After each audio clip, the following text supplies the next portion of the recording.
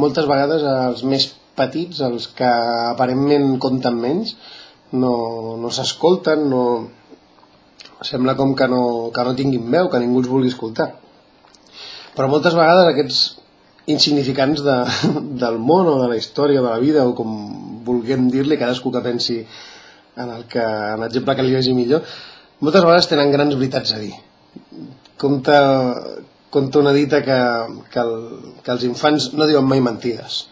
A vegades potser amb el que diuen ofenen, perquè hi ha veritats que segons com es diguin ofenen, oi?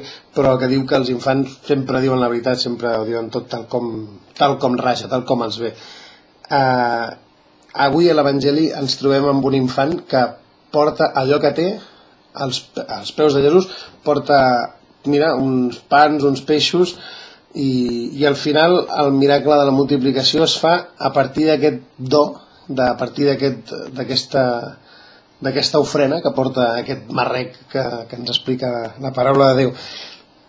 Mira, cadascú de nosaltres, dins la comunitat, dins l'Eucaristia del diumenge, a les nostres parròquies, estem cridats a fer com aquest infant, a portar allò que tenim, ni que a vegades ens pugui semblar que és poc. Un dels mals més grans del nostre món possiblement és la capacitat de destruir-nos mútuament, de criticar-nos, de fer-nos mal, de no confiar, de no saber veure la bondat i la veritat que hi ha en els altres. Els cristians ho tenim molt fàcil. Crist ens ha salvat a tots, i Crist és el que ens ha fet a tots possibles sants. Crist és el que ens convida a tots a ser feliços, a viure la seva vida de ressuscitat.